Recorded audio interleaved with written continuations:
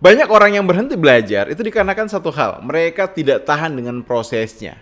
Padahal ketika mereka paham prosesnya, paham tahapan apa saja yang akan mereka lewati ketika mereka belajar, mereka akan lebih enjoy menikmati proses belajar tersebut.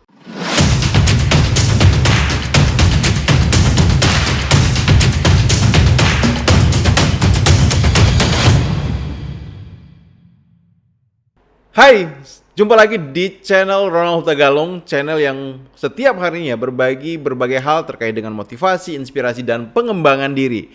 Buat kamu yang ingin sama-sama belajar bertumbuh, jika berkenan silakan klik tombol subscribe dan loncengnya agar kemudian kamu bisa senantiasa dapat update terbaru dari channel ini.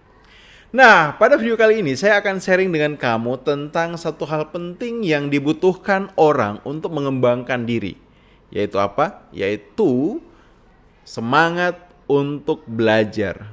Nah, kita tahu bersama bahwa hanya dengan belajarlah kita kemudian bisa menambah pengetahuan kita. Kita bisa menambah keterampilan kita. Kita bisa memiliki sebuah kompetensi yang itu akan kita bisa gunakan di dalam bagaimana mewujudkan apapun yang kita inginkan. Permasalahannya adalah dalam situasi yang ada, seringkali semakin kita dewasa, semakin umur kita bertambah, semakin rendahlah, semakin lemahlah semangat belajar kita. Kenapa? Karena semakin dewasa, semakin bertambah umur seseorang, orang mulai tidak tahan dalam bagaimana menjalani proses belajar. Bukannya tidak mau belajar, tapi makin tidak tahan dengan prosesnya. Padahal sebenarnya saat kita belajar waktu kita kecil dan saat kita belajar waktu kita setelah dewasa, sebenarnya apa yang kita lewati sama saja gitu. Nah, sebagai contoh misalnya seperti ini. Saat kita belum tahu apa-apa dan kemudian kita belajar sesuatu, misalnya kita belajar akuntansi ya. Kita di sekolah diajarin akuntansi dan hingga kemudian kita punya pengetahuan tentang akuntansi, punya keterampilan tentang akuntansi dan kita akhirnya bisa akuntansi. Itu terjadi ketika kita kecil, ketika kita mungkin SMP atau SMA. Nah, saat kita dewasa, jadi remaja, umur 20-an tahun, 30-an tahun, 40-an tahun, kita misalnya ditantang untuk belajar sesuatu yang baru. Misalnya mungkin manajemen. Nah, proses belajar manajemen itu jadi sesuatu yang berat, yang kita anggap sulit untuk dilakukan karena tadi itu ada proses yang kok saya merasa tidak nyaman ya.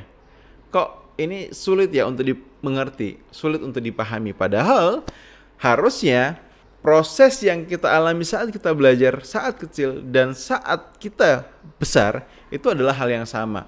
Nah, saya ingin sharing dengan kamu pada video kali ini tentang bagaimana kita memahami yang namanya proses belajar. Jadi proses belajar itu sesungguhnya memang akan menimbulkan satu kondisi baru di dalam pikiran kita. Kalau bisa diilustrasikan seperti ini.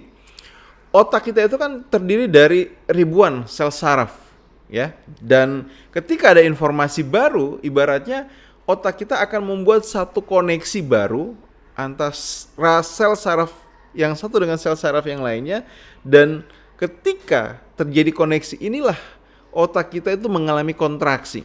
Semakin baru hal yang kita masukkan ke dalam pikiran kita, maka akan semakin besar upaya usaha dari otak kita itu untuk membangun sebuah koneksi. Karena otak kita akan mencoba mencari, oke, apa sih sebenarnya yang masuk ke dalam otak kita ini? Atau adakah hal yang relevan, hal yang nyambung, hal yang mungkin mirip untuk kemudian dijadikan referensi oleh otak kita agar dia lebih mudah memahami, mengenali apa yang kita masukkan ke dalam otak. Nah, ketika apa yang masuk itu adalah hal-hal yang betul-betul baru, maka otak akan berkontraksi, bekerja keras untuk membangun sebuah hubungan. Dan kontraksi inilah yang biasanya membuat orang ketika belajar sesuatu itu merasa tidak nyaman. Nah, misalnya kita belajar sesuatu dan kemudian kita merasakan, wah, kepala kita cenat-cenut itu ya. Rasa-rasanya urat-urat di sekitar kepala kita itu seperti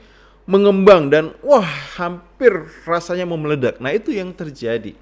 Dalam proses belajar, kita butuh melihat bahwa ini adalah hal yang normal, semisal itu yang terjadi.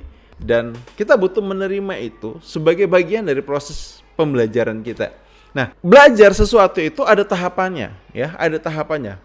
Kita akan melewati tahapan demi tahapan saat kita belajar apapun. Kita akan mulai dari yang pertama. Tahapan pertama dari kita belajar sesuatu itu adalah kita akan berada di kondisi, di level, di tahap di mana kita tidak sadar dan kita tidak bisa. Ya, level pertamanya adalah kita tidak sadar dan kita tidak bisa. Seperti apa itu? Seperti ini misalnya. Siapapun pasti pada awalnya sebelum menguasai sesuatu, mengetahui sesuatu itu akan berada di dalam situasi dia tidak tahu tentang apa yang dia tidak tahu. Kita tidak tahu tentang apa yang kita tidak tahu. Nah, itu level paling dasar. Contoh misalnya seperti ini. Saat kita waktu kecil belajar naik sepeda. Sebelum kita belajar naik sepeda, kita ada di level di mana kita tidak tahu kalau kita tidak tahu naik sepeda, ya. Kita tidak tahu kalau kita tidak bisa naik sepeda karena mungkin di saat itu kita belum punya informasi, kita belum punya gambaran tentang benda yang namanya sepeda.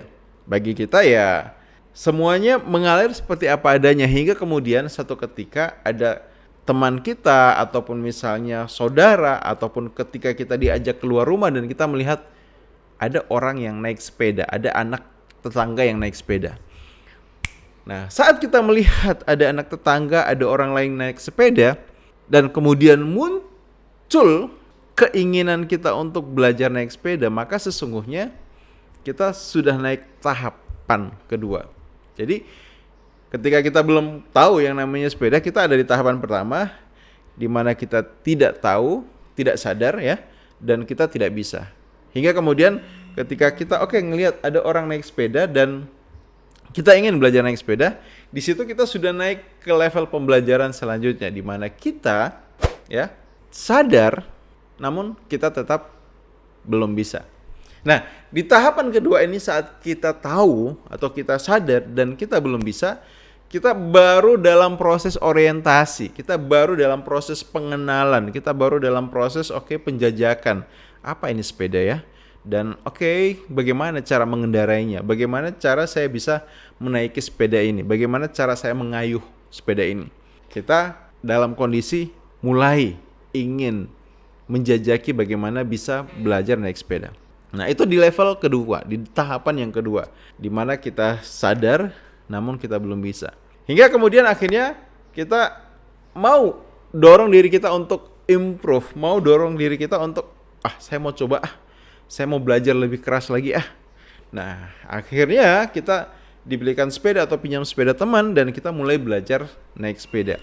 Saat kita mulai belajar naik sepeda, kita mulai menaiki sepedanya, kita mulai bisa mengayuh sepedanya, kita bisa mulai misalnya mungkin membelokkan sepedanya ke arah yang kita mau, maka di tahapan itu kita ada di tahapan ketiga, yaitu di tahapan di mana kita sadar dan kita bisa. Perbandingannya dengan tahapan kedua adalah kalau tahapan kedua kita sadar tapi kita belum bisa. Nah, di tahapan ketiga ini kita tahu, kita sadar, dan kita bisa. Dalam proses belajar, banyak orang yang berhenti di tahapan ini. Merasa bahwa kalau saya sudah tahu sesuatu, saya sudah bisa sesuatu ya, maka ya cukup, itu penting untuk saya, itu sudah cukup untuk saya. Tahu dan bisa sesungguhnya bukan tahapan yang tertinggi dari kita belajar sesuatu. Nah, masih ada satu tahapan yang lebih lagi di atas itu. Dan sekedar tahu dan bisa, ini membuat kita seringkali kalau tidak hati-hati akan mengalami yang namanya frustasi dan bisa jadi berhenti belajar. Contoh misalnya seperti ini. Saya sering ketemu orang yang ketika dia belajar public speaking, ketika dia belajar public speaking, pada awalnya dia begitu semangat itu. Dari kondisi di mana dia awalnya tidak sadar kalau tidak bisa, dia bertumbuh menjadi sadar dan belum bisa saat ada peluang, saat ada permintaan dia untuk tampil berbicara. Kemudian muncullah keinginannya untuk belajar. Ketika sudah mulai belajar, sudah mulai mendapatkan teori, praktik dan sebagainya, dia ada di level bisa dan sadar. Nah, saat level bisa dan sadar, ini kadang-kadang ada orang yang frustasi itu. Kenapa? Karena ketika kita dalam kondisi sadar dan bisa, kita melakukan sesuatu itu masih dalam konteks ya namanya orang sadar ya. Jadi di dalam pikiran kita itu penuh banyak hal yang berkecamuk. Contoh misalnya mau tampil saja itu pikiran kita itu berkecamuk berbagai macam hal seperti kata apa yang harus saya sampaikan ya, bagaimana ya kalimat yang bagus ya, kemudian supaya saya tidak gugup apa yang harus saya lakukan.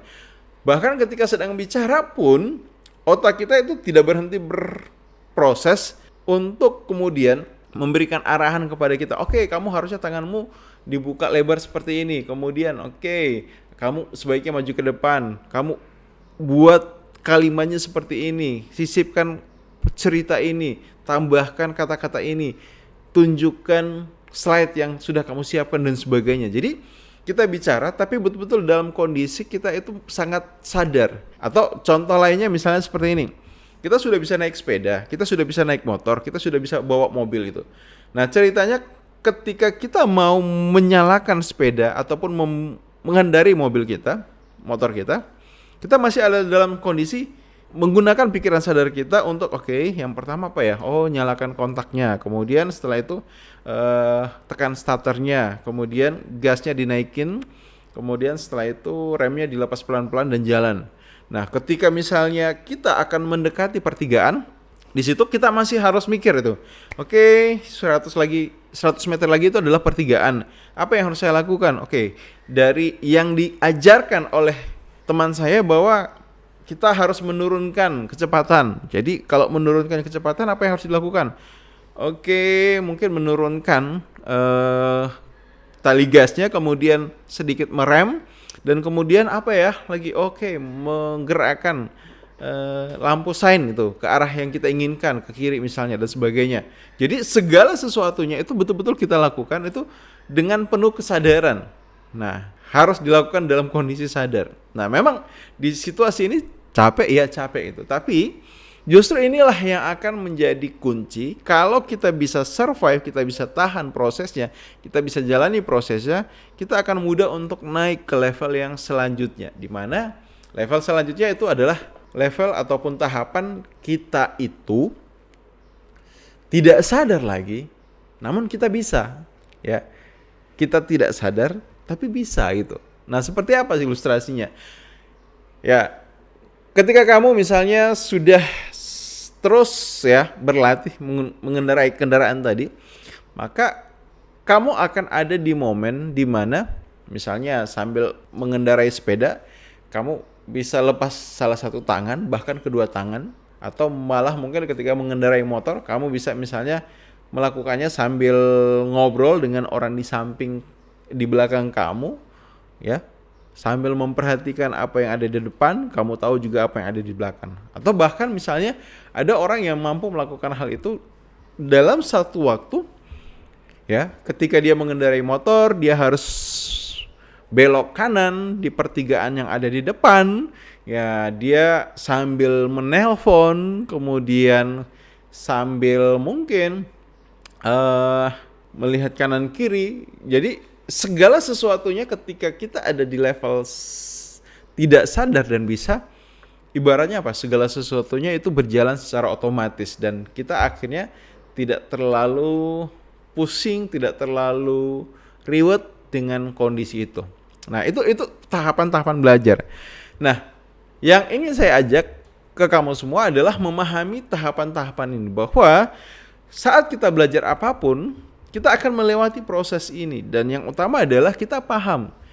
Ketika kita masih ada di tahap bawah, tahap menengah, jangan berhenti untuk belajar. Tapi terus tingkatkan semangat belajar hingga kita berada di level yang paling tinggi. Yaitu kita bisa melakukan sesuatu, dan untuk melakukan hal itu kita tidak butuh pikiran sadar kita. semuanya sudah menjadi sebuah kebiasaan, semuanya menjadi sebuah hal yang rutin dan akhirnya kita mampu melakukannya dengan baik. Bahkan kalau bisa, untuk beberapa hal tertentu kamu bisa membawa tidak hanya ada di level tidak sadar dan bisa, tapi bisa di atas dari itu, yaitu adalah level mastery. Betul-betul menguasai, betul-betul expert. Nah, dengan cara itulah kemudian kamu akhirnya bisa menyiasati segala situasi sesuatu yang kamu hadapi saat kamu sedang belajar sesuatu. Oke, semoga video ini bermanfaat dan sampai jumpa di video yang lainnya. See you.